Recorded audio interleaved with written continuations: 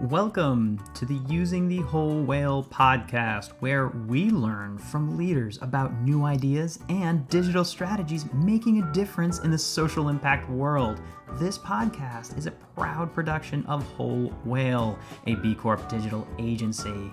Thank you for joining us. Now, let's go learn something. This week on the nonprofit news feed brought to you by Whole Whale.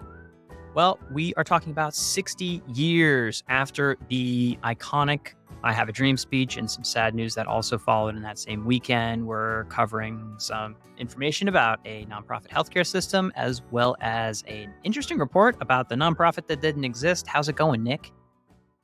It's going great, George. So, as you alluded to, the first story we want to talk about is that it has been 60 years since MLK Jr., Martin Luther King Jr.'s I Have a Dream speech, which occurred in Washington on the steps of the Lincoln Memorial in 1963. And to commemorate, then tens of thousands gathered again in front of the steps of the Lincoln Memorial on Saturday to declare that King's dream of racial equality was still unfulfilled. There's still more work to do. So speakers like Reverend Al Sharpton called for an end to systemic racism, hate crimes, police brutality, gun violence, voter suppression, and other civil rights abuses that they say have persisted or even worsened in most recent years. So although the crowd was smaller than the original 250,000, I'm sure we all remember those photos of the endless people that were there. Visitors this weekend carried signs that said Black Lives Matter and wore I Have a Dream shirts to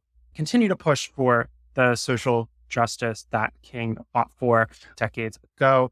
Many voiced disappointment in how much work remains to be fully achieved. And in some ways, that was dramatically highlighted by the sad news out of Jacksonville, Florida, in which a attacker gunned down 3 people. A manifesto left by the attacker indicated that it was essentially it was racially motivated. The Florida governor has pledged $1 million to increase security at HBCUs, but this moves the U.S. past the 470th mass shooting attack this year. We're now at 470 plus mass shooting events. So, George, we have this commemoration of a really, really important moment in history for civil rights, for the rights of Black African Americans. But it also comes as America as a country has had, in some ways, a forced reckoning as we talk about the death of individuals like George Floyd just a couple of years ago, and are continually reminded of kind of the deep racial resentment held by some in this country, even still. What are your takeaways from these stories? How have you been thinking about these events? I think it's difficult to see these things in juxtaposition in just one weekend. And it's hard to deny the comments made by speakers like Reverend Al Sharpton saying, like, we have not made the progress maybe that we had hoped for. I do think some progress has been made, but it feels that you have affirmative action getting stepped back, walked back on terms of the social inequalities that exist. And yeah, I mean, that's the statement. More work, the more work of nonprofits serving this sector with regard to social justice needs to be done. I think also at a high level, it's been something that we've been watching where I wonder how much in terms of the corporate social responsibility, but also extensions to DEI work at a corporate level, where there's a lot of cutbacks and a lot of this investment that was like, hey, we're going to, for a period of time, double down on our DEI investments at a corporate level or our initiatives. And frankly, when economic times begin to pull back, so too did a lot of those initiatives that internally may have not been correlated to their bottom line revenue types of work. So it is something that I think is amazing. Like 60 years since that, it is both a long time and not a long time. And I can view it through 2 different lenses, and it takes many years, many decades, even centuries to undo that amount of inequality sewn into the fabric of an organization like the United States. It just does, but it's sad to see it in that weekend. And, actually incredibly grateful to the heroes over at that one HBCU, that Black college, the campus security literally just scared the guy away. And so a lot of times there's, oh, what can be done? I was like, actually, the security really stepped up in that case. They saw a gentleman putting on tactical gear in the parking lot and chased him away. So I do think it's good that that increased investment, I don't know how much or how far a million goes, but is being spent because HBCUs are certainly a target as presented by facts of last weekend.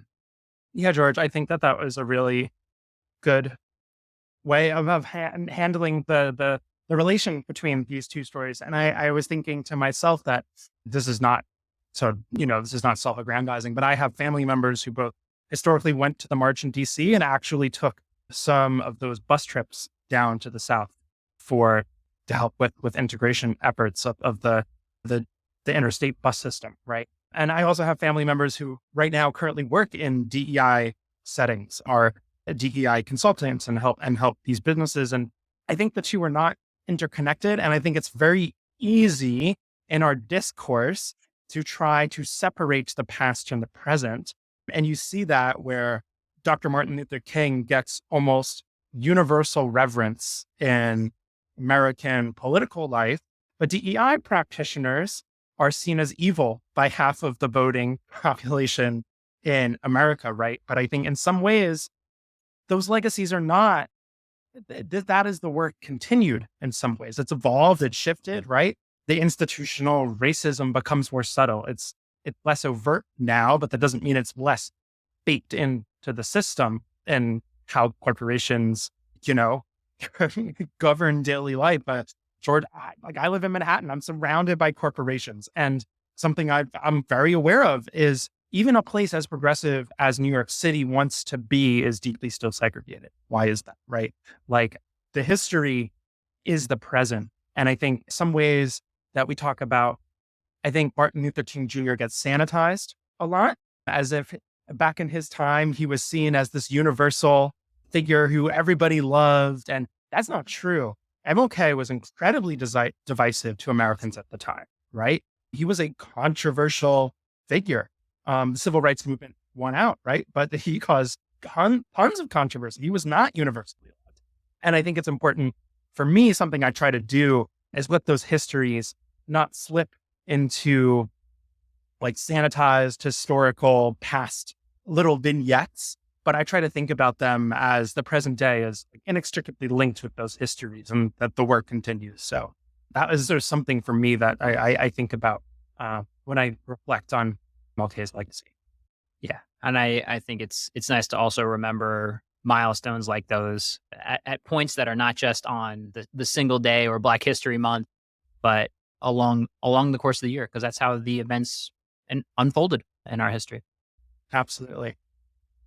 All right, George, I'll take us into our next story. This one comes from the New York Times, and the title is A Nonprofit Healthcare System Says It's Ending a Policy That Denied Care to Indebted Patients, which then begs the question, was a nonprofit healthcare system denying care to indebted patients? The answer is yes. So Alina Health is a large Western system of hospitals and clinics, said it has decided to stop cutting off medical care to patients with unpaid medical bills, $4,500 or more.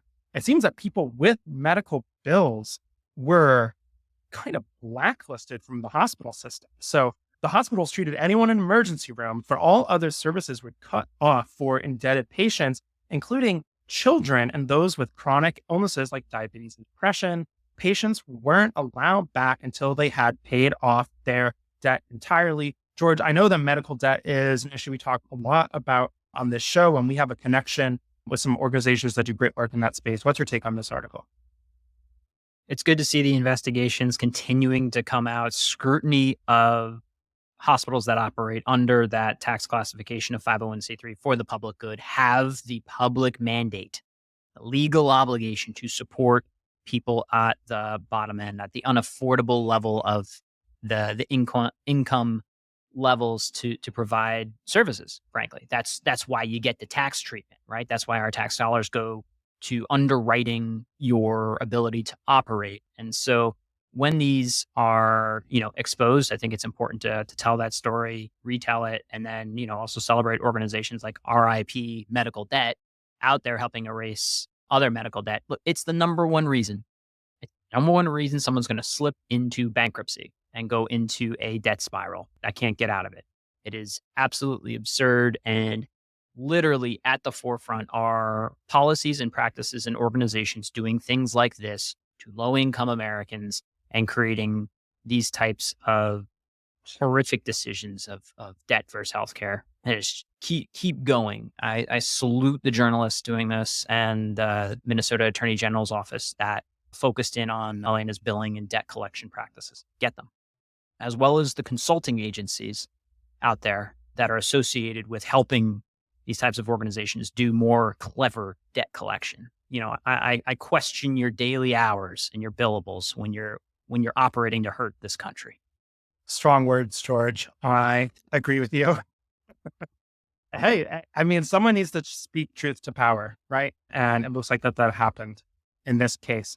I want to take us into our next story. This is a curious one. This one comes from Morning Report, the voice of San Diego. The funny thing here is that a nonprofit that supposedly ran concession stands at Oak Park, home of the San Diego Padres. Apparently, all concession stands are run by charities, actually. This particular nonprofit, Chula Vista Fast Pitch, doesn't have permits or a website, and in fact, doesn't exist. That they do not run concessions. So there's like middlemen. There's layers of vendors on vendors, but millions of dollars, 3.7 million worth in net sales went to this nonprofit that ran concession stands that didn't exist. George, I personally don't run baseball stadium concessions, but I'm sure for people in that very specific field, it's ought to be something of a wake-up call.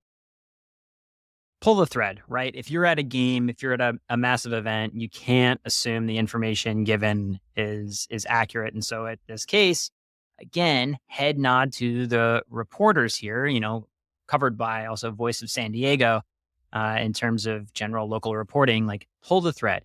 And it seems like time and again, we're talking about stories where at the undercurrent, there is an organization, a legitimate branded group that then sort of gets their messaging borrowed, if you will, by another organization that will sound legitimate-ish and then reap the rewards of a public giving program. And so what this means to me is continue to do your homework, even if you are not a national organization.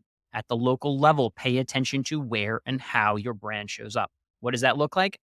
Google search results, news alerts, things that are happening in social, any mentions of your name or things that are like your name, you should pay attention to, follow the money and follow that attention because it is happening, it seems, at high and low levels. And this is just like an example of one of these like cash grabs because someone saw an opportunity to trick an organization at an event that sounds legitimate into getting a crowd to donate money. Yeah, George, I think that's exactly right. And Ron Weasley was famously scared of following the spiders. But nonprofits can't be afraid to follow the money and see where they end up. You had to tie it back to Hogwarts, didn't you? We have to. We have to get a Harry Potter reference in there. George, it's almost fall, and fall means that it's time for Halloween, which is in Wizards. I'm here for it because it's too darn humid in New York. George, I want to take us to a feel-good story, and this one comes from News 5 Cleveland, WEWS, where it highlights the work of Brody Hicks, a sophomore at Perry High School, who, quote, is on a roll with a nonprofit he created this summer called Upcycle Cycles.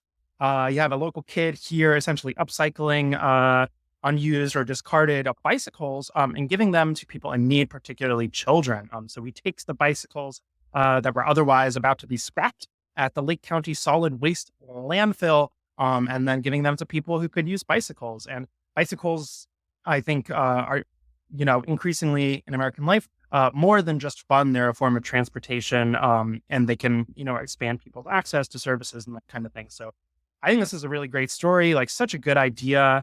It almost begs the question, why haven't we been doing this before? But often to see a local kid stepping up to fill a need. Yeah, look, it takes work, right? It's a last mile problem. Like certainly you have bikes They need repair and they need delivery. And that's why nonprofits exist. That's why that entity exists, to serve the public benefit, to improve inefficiencies and help local communities. The other nuance of the story that I really liked is the he is also raising money for helmets to go with the bikes. So it's important to note that, like, hey, here's a bike that goes 30 miles an hour. Without a helmet, you might be giving away a liability. It's like a really thoughtful approach to secondary effects, because I could see the next chapter of this, unfortunately, going, 150 bikes given out to, kids in a community, and head injuries go through the roof. What is the net of your work? And I like that. I like I like they thought of, like, hey, we're going to need some helmets for this, so hopefully somebody can sponsor them and they can get a bulk discount on that. Alrighty, I have a question for you, Nick. Why were the students at the Scratch coding class cold? Why were the students at the Scratch coding class cold? I don't know. They had too many windows open, Nick. Oh, strong. In case you're not familiar, Scratch is actually the world's largest coding community for children. It's a coding language. They have a simple visual interface, and they allow children to create digital stories and animations. And so the Scratch Foundation is doing incredible work. Also happens to be a past former Whole Whale client. So kudos to them, and hopefully they don't have too many windows open. All right, Nick, I'll see you out there. See you, George. This has been Using the Whole Whale podcast. If you want to keep learning more about these topics and others, head on over to wholewhale.com/university to keep learning with us. Thanks as always to GregThomasMusic.org for his tunes that underwrite our tracks. They're fantastic. Hope you're doing well, Greg. And just a reminder, subscribes really help us on any platform that you listen to us on. Please give a thought to click and subscribe, and maybe even a comment, because we like hearing from you.